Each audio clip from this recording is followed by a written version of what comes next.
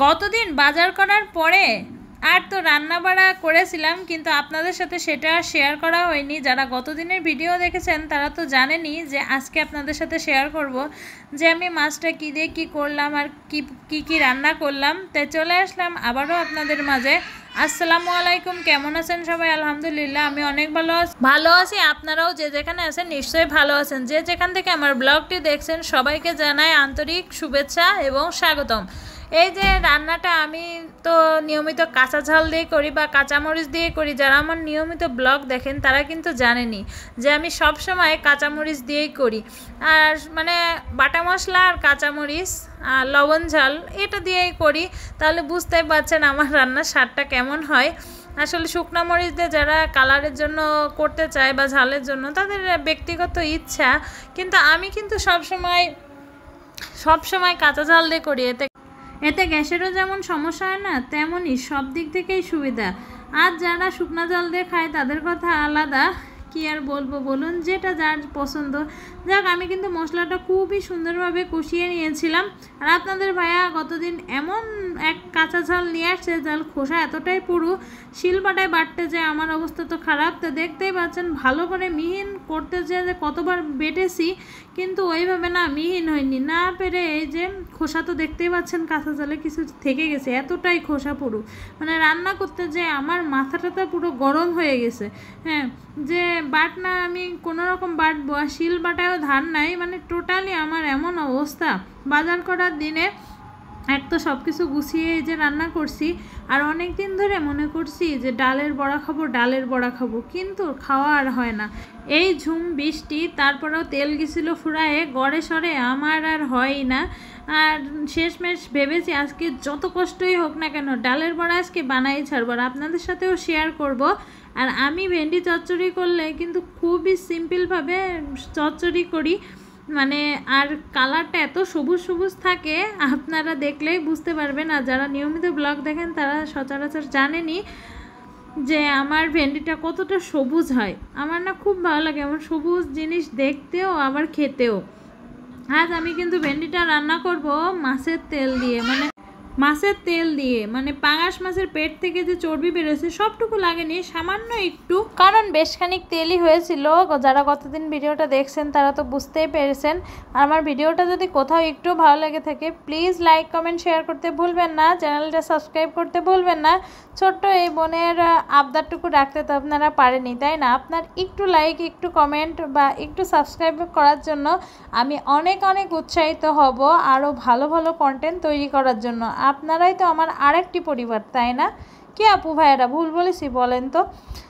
যাই হোক, কথা বলতে কিন্তু এই যে মাছের তেল দিয়ে বাকি মশলা বলতে পেঁয়াজ, রসুন, কাঁচামরিচ আর জিরা বাটা সব কিছু দিয়ে পানিটা সুন্দরভাবে গরম বা হয়ে গেলে তারপরে কিন্তু ভেন্ডিগুলো দিয়ে, ঠান্ডা পানিতে কখনোই ভেন্ডি দেওয়ার চেষ্টা করবেন না, তাহলে কিন্তু কালারটাই নষ্ট হয়ে যাবে। আর যদি ভেন্ডি রান্না করতে যে ঢাকনা দেন আপনি বিশেষ করে, তাহলে দেখবেন এর যে সবুজ অরিজিনাল সুন্দর কালারটা থাকে সে কালারটা কিন্তু কেমন ফ্যাকাশে হয়ে যায়। হ্যাঁ, তাই শাক বা ভেন্ডি এগুলো রান্না করার সময় সবসময় চেষ্টা করবেন ঢাকনাটা যাতে না দিয়ে রান্না করতে হয়, তাহলে দেখবেন কালারটা অনেক সুন্দর থাকে। শাক বা কচুরলতি মানে সবুজ টাইপের যে জিনিসগুলো সেগুলো কালার ধরে রাখতে হলে আপনি যদি প্রথম থেকে শেষ পর্যন্ত ঢাকনা দিয়েই ব্যবহার করেন তবে কিন্তু হবে না, সবুজ আর থাকবে না। যাই হোক, কষ্ট হলেও আসলে বাঙালি মেয়ে কী করতে বলে, এরা আমরা সংসারের জন্য কি না করি বলুন তো, সবই করি। দেখুন বড়া খেতে মন চেয়েছে, এত কষ্ট হচ্ছে, তারপরেও সেই বড়া, তাও তো শিলপাটায় বাটি আমি, কারণ আমি ব্লেন্ডারে বড়া বা মুসুরির ডালটা বেটে নিই না, একটু পানিতে ভিজিয়ে সুন্দরভাবে শিলপাটায় বেটে নিই, এতে স্বাদটাও যেমন বেশি হয় সব কিছুই ভালো থাকে। আমি পেঁয়াজ একটু ছেঁচে নিই, রসুনটা অল্প কয়েকটা বেটে নিই, কাঁচা ঝাল এবং শুকনা ঝাল দুইটাই দিই। ভেবেছিলাম যে আপনাদের সাথে এটাও শেয়ার করব, কিন্তু দুঃখের বিষয়, বিশ্বাস করেন একটু এনার্জি ছিল না। আসলে বাজারের দিনে এত কাজ করে এত কিছু রান্না বাড়া করে তারপরে না আর এনার্জি থাকে না, কিন্তু ওই যে খেতে অনেক দিন ধরে মন চাচ্ছিল তাই আর কি বানিয়ে ফেললাম।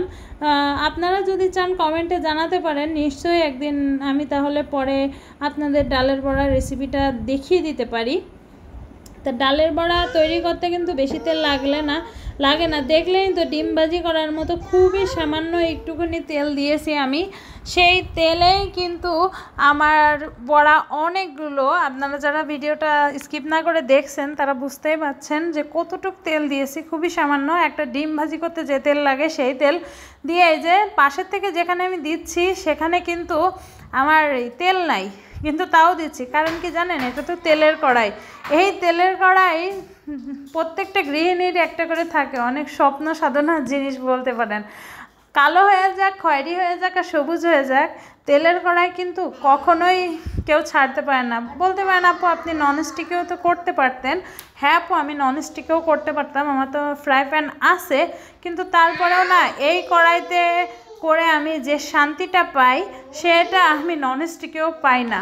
যে মানে বলতে পারেন এটা সম্পূর্ণ আমার মানসিক শান্তি, যে কারণে আর এই কড়াইতে করলে তেলটা অনেক অনেক কম লাগে। সেজন্যই আর কি আমি সব সময় চেষ্টা করি যে কোনো ভাজির ক্ষেত্রে এই তেল, কারণ এই কড়াইতে আমি কখনোই কোনো ঝোল জাতীয় কিছুই রান্না করি না, সবসময় শুধু ভাজিটাই করি। দেখছেন কতটুক তেল দিয়ে এক পিঠ কিন্তু অলরেডি হয়ে গেছে। এবার এই পিঠটা যখন হাফ হয়ে যাবেন তখন দেখবেন আরেকটু তেল, কারণ কি অনেকগুলো বড়াই দিয়েছি তো এই কারণে। যদি অল্প বড়া দিতাম তাহলে কিন্তু আর লাগতো না। এই যে আর একটুখানি তেল দিয়ে নিলাম, এতেই কিন্তু আমার সুন্দরভাবে বড়াটা হয়ে যাবে। আর এই বড়া খেতে এতটা মজা, তা আপনারা বাসায় ট্রাই করলে অবশ্যই বুঝতে পারবেন। যদি বাসায় ধনিয়া পাতা থাকতো তো ধনে পাতা দিলে আরও বেশি স্বাদ হয়, কিন্তু দুঃখের বিষয় আমার বাসায় কোনোই ধনে পাতা নেই। বিলাতি ধনে পাতা, দেশি ধনে পাতা কোনোটাই নাই, যে কারণে আমি আর ধনে পাতা মিক্সিং করতে পারিনি। কারণ ধনে পাতা দিলে এতটা সুন্দর ঘ্রাণ আসে, ফ্রেশ ফ্রেশ, আরও মানে মনটাই যেন জুড়িয়ে যায়। আর যারা খায় না তারা তো স্কিপ করে নেবেন, এটাই আর কি।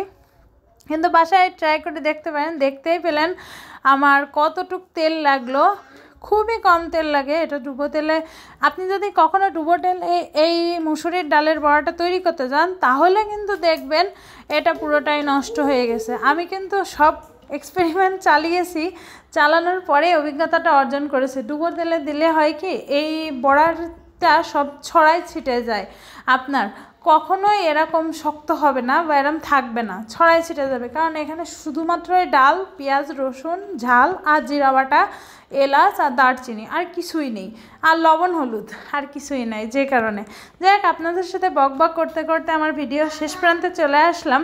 তো আমার ভিডিওটা কেমন লাগলো প্লিজ কমেন্ট করে জানাবেন। ভালো লাগলে লাইক কমেন্ট শেয়ার দিয়ে পাশে থাকতে ভুলবেন না। আজকের মতো তাহলে আপনাদের কাছ থেকে বিদায় নিচ্ছি। সবাই ভালো থাকবেন, সুস্থ থাকবেন, আর আমার পাশে থাকবেন যাতে নতুন নতুন ব্লগ নিয়ে আপনাদের সামনে আমি সব সময় হাজির হতে পারি। আজকের মতো বিদায় নিলাম, আল্লাহ হাফেজ।